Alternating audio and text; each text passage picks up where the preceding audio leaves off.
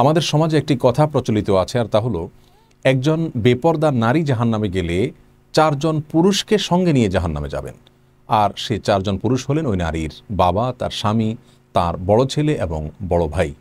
আজ আমরা জানার চেষ্টা করব যে কোরআন অথবা হাদিসে এরকম কোনো কথা সত্যিই বর্ণিত হয়েছে কিনা। সূরা ফাতিরের 18 নম্বর আয়াতে আমরা দেখতে পাই আল্লাহ সুবহানাহু ওয়া তাআলা ইরশাদ করেছেন, ওয়ালা তাজিরু ওয়াজিরাতুন উযরা উখরা, অর্থাৎ কিয়ামতের দিন কোনো ব্যক্তি অন্য কারোর পাপের বোঝা বহন করবেন না। সূরা নাজমের একটি আয়াতে আল্লাহ সুবহানাহু ওয়া তাআলা ইরশাদ করেছেন, ওয়া লাইসা লিল ইনসানি ইল্লা মা সা, অর্থাৎ একজন ব্যক্তি যা করবেন সেটাই শুধুমাত্র তার উপরে বর্তাবে। আর তিরমিজির একটি বর্ণনা আমরা দেখতে পাই, রাসূল করিম সাল্লাল্লাহু আলাইহি ওয়াসাল্লাম ইরশাদ করেছেন, আলা লা ইয়াজনি জানিন ইল্লা আলা নাফসিহি, আলা লা ইয়াজনি জান আলা ওয়ালাদিহি ওয়ালা মাউলুদুন আলা ওয়ালিদিহি, যার অর্থ হলো কোনো ব্যক্তি পাপ করলে সে পাপটা তাকেই শুধুমাত্র পাবে, অন্য কাউকে পাবে না। কারোর পাপের বোঝা তার সন্তানরা বহন করতে হবে না, আর কোনো সন্তানের পাপের বোঝাও কোনো মা বাবা বহন করতে হবে না। এ সমস্ত আয়াত এবং হাদিস থেকে আমরা জানতে পারলাম যে ইসলামী শরিয়ার মৌলিক নীতি হলো প্রত্যেক ব্যক্তি তার পাপের, তার অন্যায়ের বোঝা বহন করবেন, একজন অন্যায়ের বোঝা আরেকজন বহন করবেন না। তাছাড়া একজন বেপরদা নারী তার পর্দাহীনতার কারণে যদি জাহান্নামে যান, তাহলে 4 জন পুরুষকে সঙ্গে নিয়ে জাহান্নামে যাবেন, এরকম কোনো কথা কোরআন অথবা হাদিসের কোনো জায়গায় খুঁজে পাওয়া যায় না।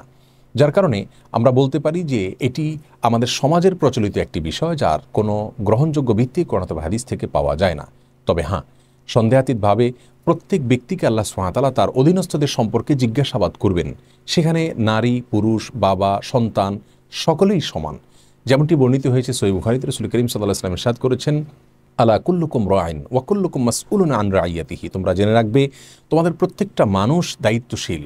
তোমাদের প্রত্যেককে আল্লাহ সুবহানাহু ওয়া তাআলা কিয়ামতের ময়দানে জিজ্ঞাসাবাদ করবেন তার অধীনস্থ, তার দায়িত্বে যারা ছিলেন তাদের সম্পর্কে। অর্থাৎ তারা যদি কোনো প্রকার অন্যায় করেন, তারা যদি পাপের পথ মাড়ান, তাহলে ওই ব্যক্তির উচিত হলো তাকে সেখান থেকে বাধা দেওয়া, তাকে সৎ পথে পরিচালিত করা। যদি তিনি তার দায়িত্ব সঠিকভাবে পালন না করেন, আল্লাহ সুবহানাহু ওয়া তাআলার কাছে তাকে জিজ্ঞাসাবাদের মুখোমুখি হতে হবে। এই হাদিসের ভিত্তিতে সন্দেহাতীতভাবে আমরা প্রত্যেকটা মানুষ, সেখানে মা হতে পারেন, বাবা হতে পারেন, স্বামী হতে পারেন, স্ত্রী হতে পারেন, ভাই হতে পারেন, বোন হতে পারেন, প্রত্যেকটা মানুষই তার অধীনস্থ যারা থাকবেন তাদেরকে সুপথে পরিচালিত করার চেষ্টা করতে হবে।